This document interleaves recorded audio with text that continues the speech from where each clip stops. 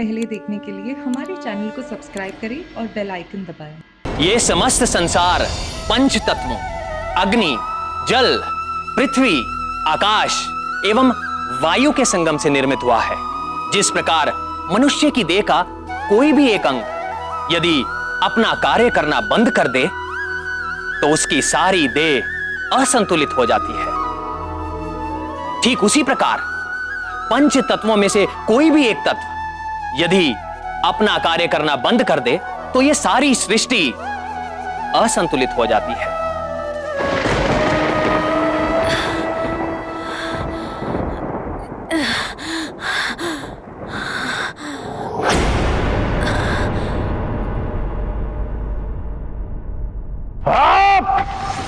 सब कुछ इतना विचित्र क्यों हो रहा है?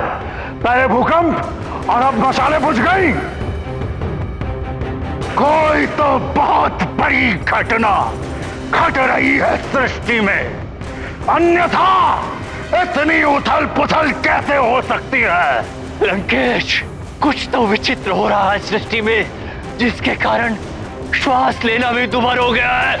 हाँ दशानन, ग्रहण के बाद से जैसा सब कुछ घट रहा है वैसा पहले कभी नहीं घटा। मुझे भी श्वास लेने में कठिनाई हो रही है। किंतु क्यों? यह समय धरती पे प्रलय।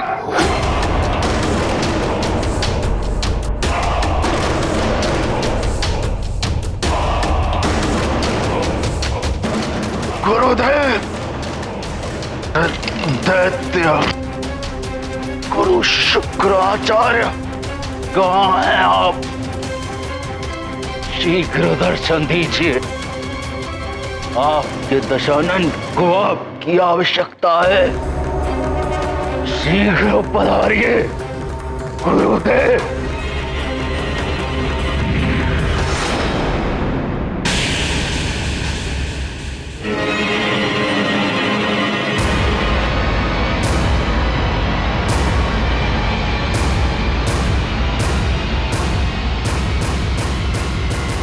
गुरुदेव,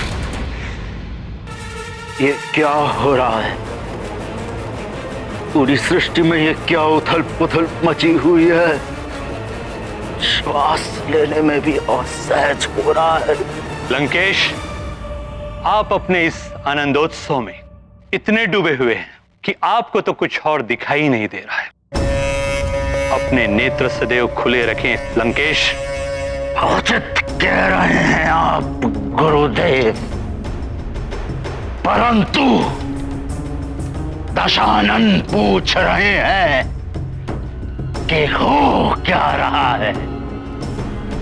सब कुछ इतना विचित्र क्यों हो रहा है गुरुदेव? लंकेश, आप जिस वानर बालक की मृत्यु पर प्रसन्न होकर ये जो आनंदोत्सव मना रहे थे, उसी बालक को देवता जीवित करने में लगे हुए हैं। प्रकृति का विधान और सृष्टि का भविष्य दोनों आपस में टकरा रहे हैं लंकेश, और यही इसका परिणाम है कि इतनी उथल पुथल मची हुई है।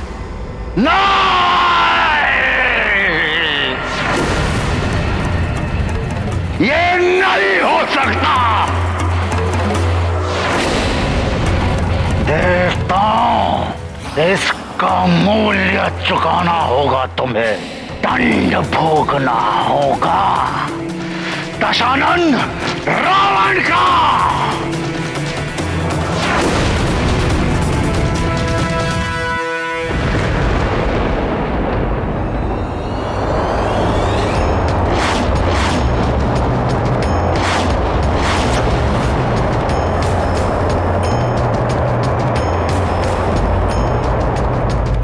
नहीं, ये नहीं हो सकता। अवश्य ये वायुदेव का कार्य है। वायुदेव, आप ऐसा नहीं कर सकते। नारायण नारायण,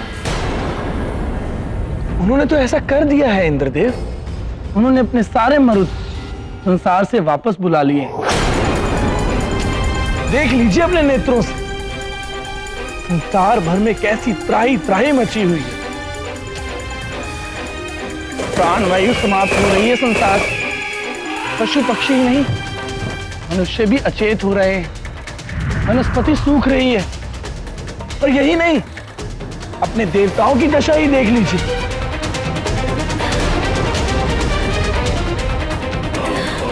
ये भी श्वास नहीं ले पा रहे हैं।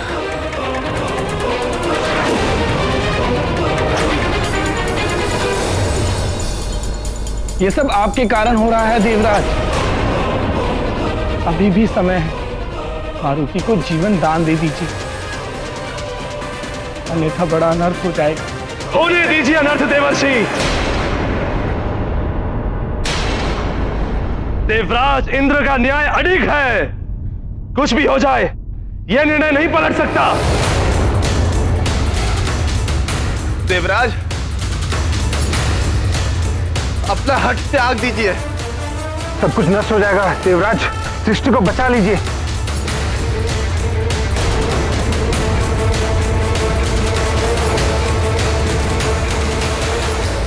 पुनः सोच लीजिए देवराज। आपका पुत्र भी आपके द्वारा किए गए अन्याय का दंड भोग रहा है।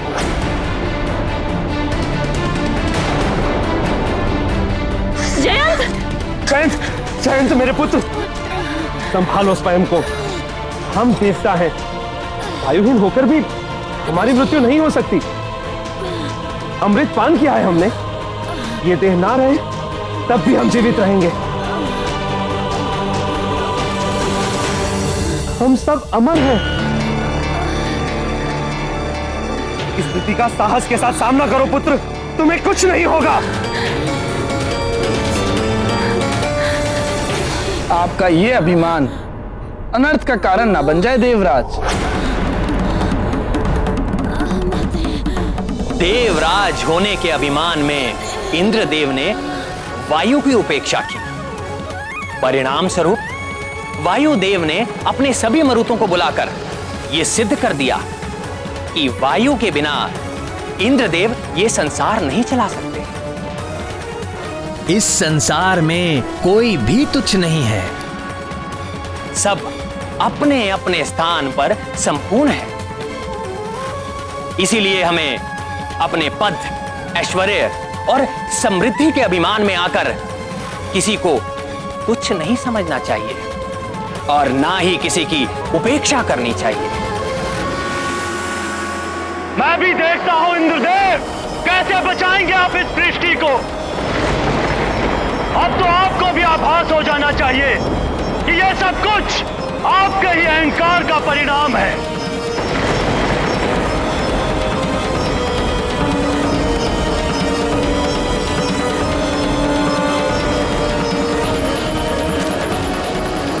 धैर्य रखो पुत्र, धैर्य रखो। पिताश्री, हमारी सांस रुक रही है। हम खड़े नहीं हो सकते। मैंने तुमसे कहा ना, तुम्हें कुछ नहीं होगा। अमर है हम सब। ऐसी अमरता किस काम की देवराज? ये तो मृत्यु से भी अधिक पीड़ादायक है। प्राणवायु के बिना आप जी नहीं पाएंगे और अमृत पान के कारण आपकी मृत्यु नहीं होगी। नारायण नारायण। श्वासहीन देह से ना तो आप चल पाएंगे और ना ही कोई कार्य कर पाएंगे। ऐसा जीवन चाहते हैं आप? सबको अपने कर्मों का फल भोगना पड़ता है स्वामी, और आपके कर्मों का फल हमारा पुत्र भोग रहा है। सारा संसार आपके कर्मों का फल भोग रहा है। भूदेवी क्षुब्ध हो उठी है। एक माँ की हाय मत लीजिए स्वामी। एक माँ की संतान के प्रति ममता उसे वो शक्ति प्रदान करती है जिसके समक्ष दैवीय शक्ति तुच्छ है।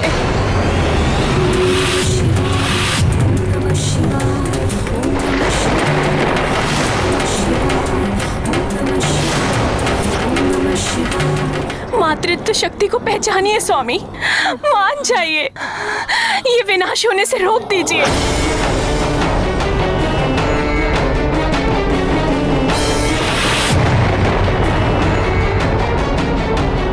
देवराज, मान जाइए, अपना हट त्याग दीजिए।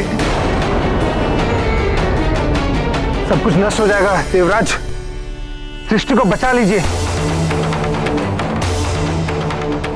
पिताश्री, आपका पुत्र आपके समक्ष श्वास के बिना तड़प रहा है। आप मुझे स्वस्थ कर सकते हैं, फिर भी आप कुछ नहीं कर रहे। ऐसे अमरत्व को पाकर मैं क्या करूंगा? मैं ये जीवन त्यागने जा रहा हूँ। पिताश्री, पुत्र नहीं।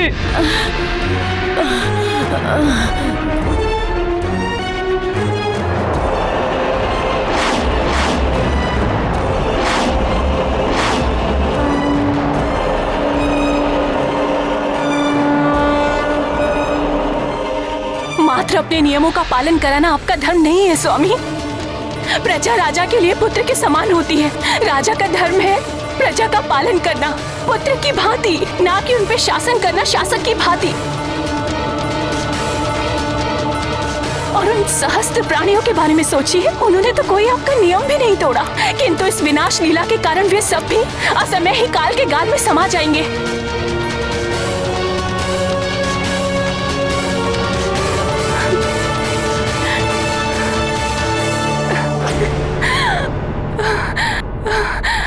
पुत्र, उठो पुत्र, पुत्र उठो।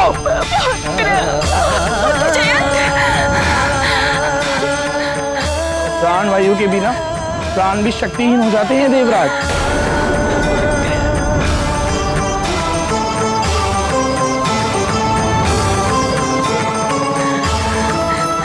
नहीं, ऐसा नहीं हो सकता।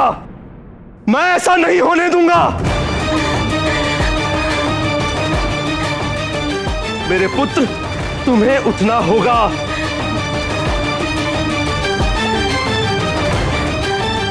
तुम्हें उठना ही होगा।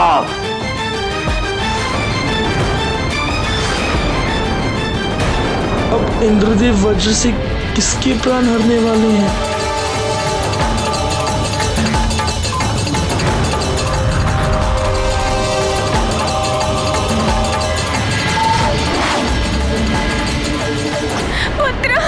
पुत्र उठो, पुत्र।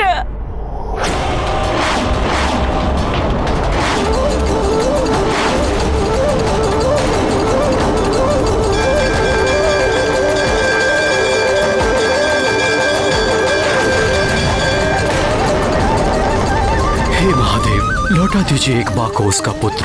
मारुति को पुनः हमारे पास भेज दीजिए। कृपा कीजिए प्रभु।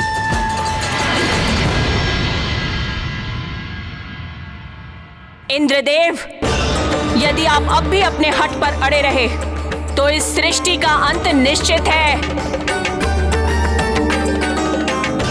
मेरे क्रोध की ज्वाला में सब भस्म हो जाएगा।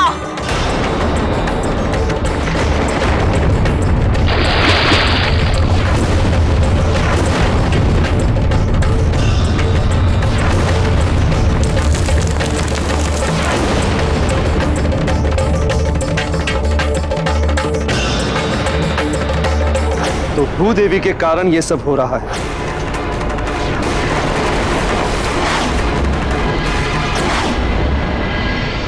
नारायण नारायण। प्रणाम त्रिदेव। आप ही कुछ कीजिए देवेश्वर। इंद्रदेव का हट सृष्टि को विनाश की सीमा पर ले आया है। कुछ कीजिए त्रिदेव, अन्यथा सृष्टि का अंत हो जाएगा। भूदेवी, ये क्या कर रही हैं आप? अपना ये कोप शांत कीजिए। आदेश है ये मेरा। देवराज, आप मुझे आदेश देने का अधिकार खो चुके हैं। आप चाहे तो मुझे भस्म कर सकते हैं, किंतु भूदेवी, संसार नष्ट हो रहा है। हाँ तो क्या हुआ? आपका स्वर्गलोक तो सुरक्षित है, आपका परिवार, आपका पुत्र सब सुरक्षित है। मेरा पुत्र भी अंतिम सांसें ले रहा है। अच्छा, तो आपके पुत्र की व्यथा आपको यहाँ खींच लाई है। अरे मारुति भी तो किसी का पुत्र है, उसकी वेदना आपको दिखाई नहीं दी? देवराज, आपका ये वज्र एक महाघातक अस्त्र है। उसका प्रहार करने से पूर्व आपको भली भांति सोच विचार कर लेना चाहिए था। आपने उस बालक मारुति पर प्रहार किया जिसका जन्म राक्षसों के संहार और पृथ्वी के उद्धार में श्री राम की सहायता के लिए हुआ है। इतना घृणित कार्य करते हुए आपने तनिक भी नहीं सोचा? वज्र प्रहार करते हुए आपके हाथ में कंपन नहीं हुआ?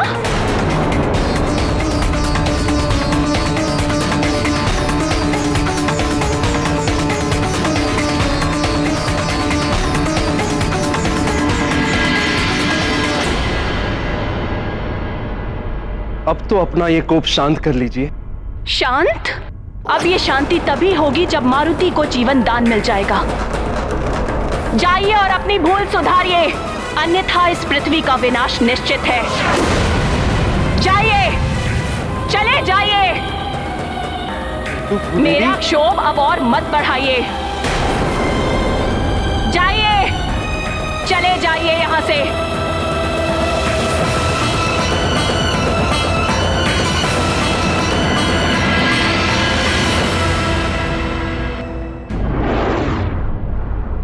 हे जगत जननी माता पार्वती, माता लक्ष्मी, माता सरस्वती, मेरा पुत्र जयंत जीवन के लिए तड़प रहा है। कुछ कीजिए माता, आपका ही आसरा है। अपने पुत्र की वेदना आपको यहाँ तक खींच लाई। किसी और के पुत्र की पीड़ा और उससे बिछड़ने वाली माँ की व्यथा का आपको आभास तक नहीं है। क्षमा करे माता, मुझसे बहुत बड़ी भूल हो गई है। पुत्र को खोने की पीड़ा का आभास अब मुझे हो गया। इंद्रदेव, अपने पुत्र की पीड़ा से तो सभी व्यथित होते हैं, किंतु जो सभी के पुत्र को समान दृष्टि से देखे, उनकी पीड़ा में स्वयं भी द्रवित हो जाए, वही सच्चा राजा हो सकता है। चाहे वो धरती का राजा हो या स्वर्ग का। आप सत्य कह रही हैं देवी। मैं अपने कृत्य पर लज्जित हूं। इंद्रदेव, हमारे लिए जैसे आपका पुत्र जयंत है, वैसे ही अंजना का पुत्र मारुति। किसी भी बालक का कष्ट या असमय मृत्यु हमारे लिए असहनीय है, किंतु आपके कठोर नियमों ने एक अबोध बालक को अपनी मां से दूर कर दिया है।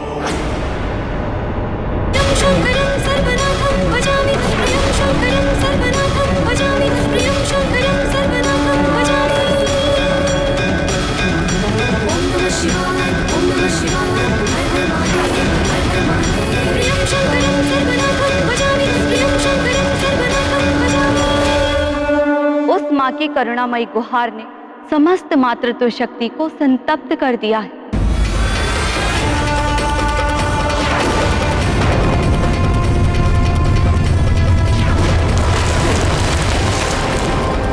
इसीलिए सारी सृष्टि में त्राहिमाम मचा हुआ है। तुम्हारे इस दुष्कृत्य का फल तुम्हारा पुत्र भी भोग रहा है। अब भी समय है इंद्र, अपनी भूल सुधार लो, अन्यथा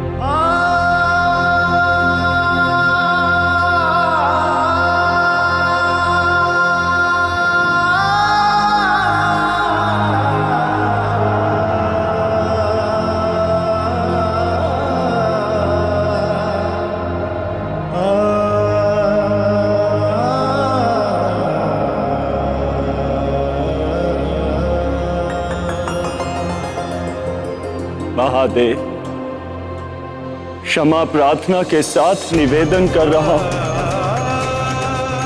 कि समस्त प्रयास करने के पश्चात भी आपके अंश को जीवन दान ना दिला सका,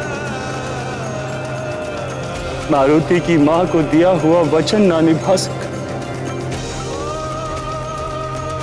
इसीलिए मैं योगा अग्नि में जलकर स्वयं को समाप्त कर लूंगा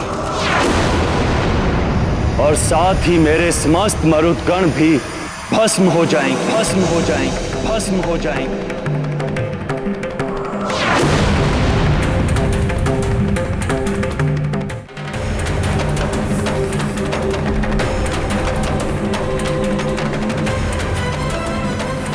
मारुत, बस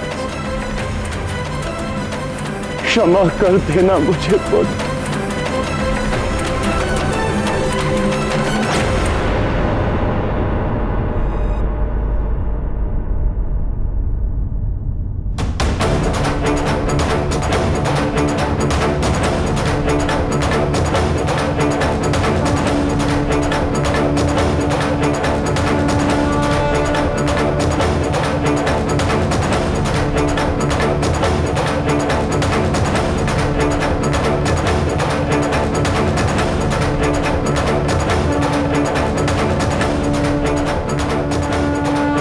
ओम योगिनिये नमः। ओम योगिनिये नमः। ओम योगिनिये नमः। ओम योगिनिये नमः। हे देवाग्नि, मैं वायुदेव आपका आवाहन करता हूं। प्रकट हो देवाग्नि, प्रकट हो योगाग्नि, प्रकट हो।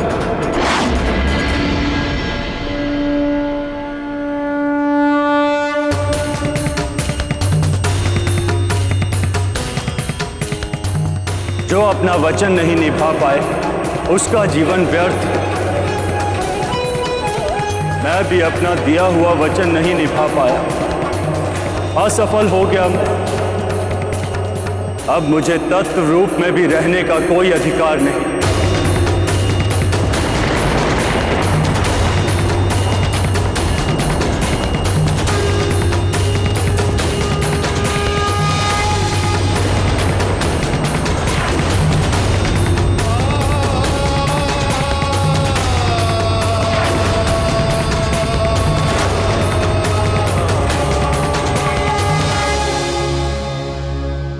ऐसे और भी मज़ेदार वीडियो के लिए हमारे चैनल को लाइक, शेयर और सब्सक्राइब करें।